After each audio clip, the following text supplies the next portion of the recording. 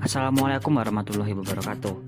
Halo teman-teman, perkenalkan nama saya Maulana Isbarudin, berHINM 166. Di sini saya akan membahas tentang faktor-faktor disabilitas pada lansia atau dewasa akhir.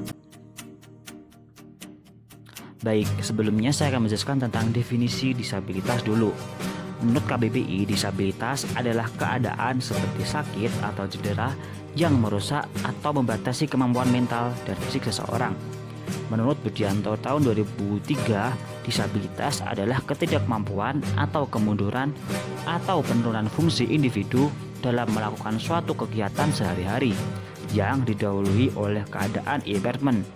Impairment sendiri adalah kegiatan yang sebelumnya dapat dilakukan tanpa kesulitan atau dengan bantuan orang lain.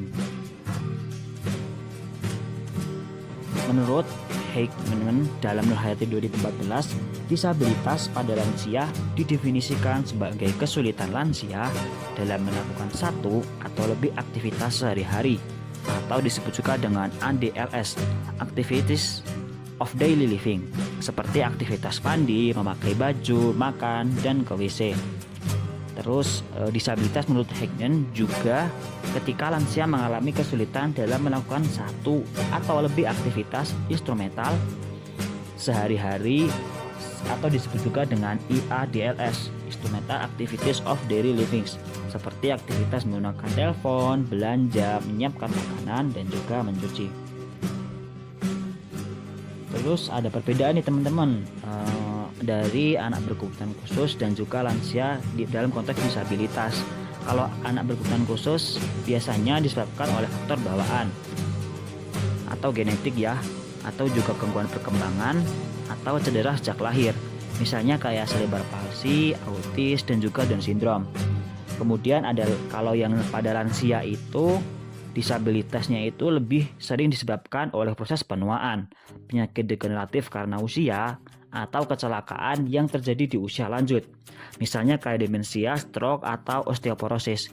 Jadi pada penyakit-penyakit ini tuh kayak meningkatkan risiko disabilitas pada lansia ya teman-teman. Terus yang ketiga, faktor-faktor yang menyebabkan disabilitas pada lansia. Yang pertama ada faktor kesehatan. Faktor kesehatan di sini seperti penyakit degeneratif usia lanjut, stroke, diabetes, hipertensi, osteoporosis, artritis, dan juga penyakit jantung. Terus yang kedua ada gangguan saraf seperti demensia, Parkinson, dan Alzheimer. Dapat menyebabkan kesulitan dalam bergerak dan berpikir. Terus yang ketiga ada gangguan sensorik, penurunan penglihatan seperti katarak dan glaukoma, pendengaran, presbikusis, dan keseimbangan dapat meningkatkan risiko jatuh pada lansia sehingga meningkatkan risiko disabilitas pada lansia. Terus yang kedua ada faktor fisik dan biologis. Usia lanjut, semakin tua semakin besar risiko disabilitas akibat melemahnya otot, tulang, dan juga sistem saraf. Terus yang kedua ada riwayat cedera atau jatuh. Jatuh dapat menyebabkan patah tulang atau cedera kepala yang berujung pada disabilitas.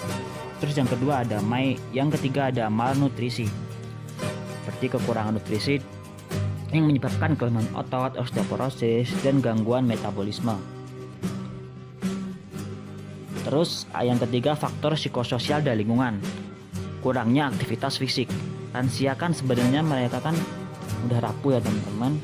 Terus jadinya mereka tuh jarang bergerak, kemudian mengalami kelemahan otot dan kekakuan sendi. Terus yang kedua ada isolasi sosial dan depresi. Kesepian dan depresi bisa mempercepat penurunan fisik dan mental. Terus yang ketiga ada akses terbatas ke layanan kesehatan. Lansia sebenarnya itu jarang melakukan medical check-in ya. Jadi mereka lebih rentan mengalami penyakit kronis yang tidak terdeteksi.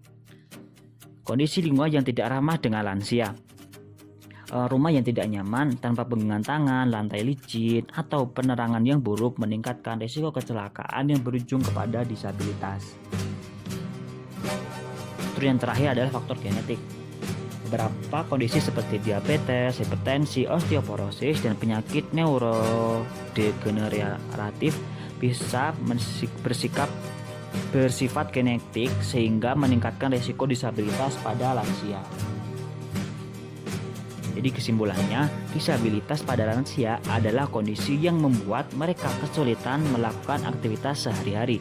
Berbeda dengan anak-anak yang biasanya mengalami disabilitas karena faktor bawaan lahir atau genetik atau gangguan perkembangan, lansia lebih mengalami akibat penuaan dan penyakit seperti stroke, osteoporosis, atau demensia. Selain faktor kesehatan, buruknya aktivitas fisik, kesepian, serta lingkungan yang tidak aman juga bisa memperburuk kondisi ini. Untuk mencegahnya, lansia perlu menjaga pola hidup yang sehat, tetap aktif bergerak, rutin cek kesehatan, dan tinggal di lingkungan yang aman agar tetap mandiri dan berkualitas hidup. Sekian presentasi dari saya. Kurang lebihnya saya mohon maaf. Wassalamualaikum warahmatullahi wabarakatuh.